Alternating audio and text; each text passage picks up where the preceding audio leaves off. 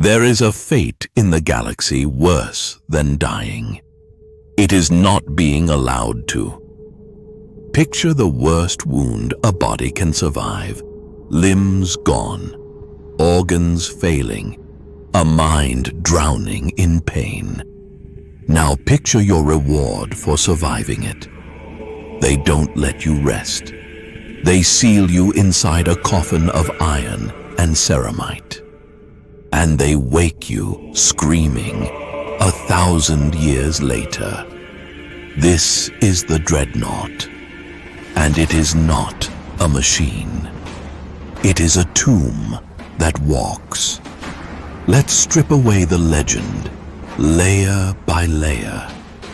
From the outside, a Dreadnought is magnificent.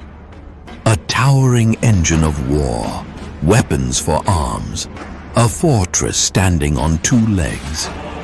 But that hull is hollow for a reason.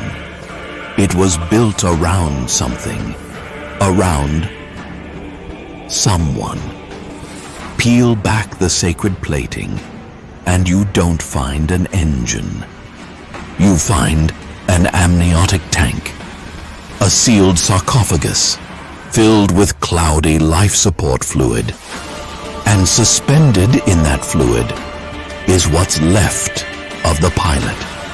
Not a body, a remnant, a torso, sometimes less. A ruined hero too broken to live and too valuable to lose. So the Imperium invented a third option. Not life, not death, continuation. And here is the part they never say aloud.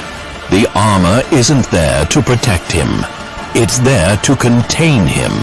Every plate, every rivet, every layer of holy iron is the wall of a cell. In the Imperium, death is a luxury, and a Dreadnought's pilot was never, ever allowed to afford it. The pilot does not sleep. He waits. Between wars, the sarcophagus is sealed and powered down, and the mind inside is left in the dark. No body to feel, no light, no sound, no sense of time. Just a single consciousness floating in absolute nothing for years, for centuries. Sensory deprivation isn't a malfunction of a Dreadnought. It is its resting state. We're taught to imagine immortality as a gift. Strip away the romance, and immortality for a Dreadnought is simply torture with no end date.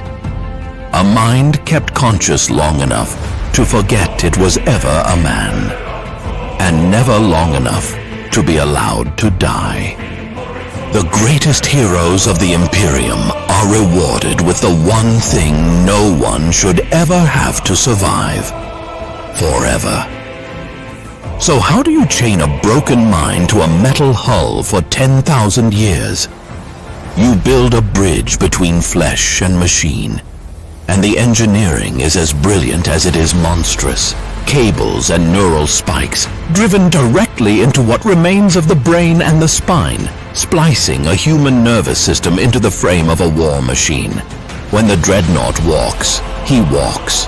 When the weapons fire, he feels the recoil. In nerves that no longer have arms, his thoughts become the machine's reflexes. His will becomes its aim.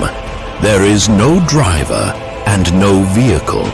There is only one fused thing, half man, half engine, fully neither. And here is the final horror. It works. It works terrifyingly well. A Dreadnought carries centuries of battlefield instinct inside a chassis that cannot tire and will not break. This is the Imperium's masterpiece of man and machine, and its darkest confession. Because to build the most feared weapon in the galaxy, they didn't need new technology at all. They just needed a hero willing to die, and a system that refused to let him. So the next time you see a Dreadnought stride through smoke and fire, remember what you're really looking at. Not a tank, not a robot, a reliquary. A coffin given legs and guns, with a screaming saint sealed inside. And then ask the question the Imperium never will. When the great machine finally falls silent on some forgotten world, when no one is left to wake him, does the man inside finally get to rest? Or does he just wait, alone, in the dark, listening for a war that will never call him again?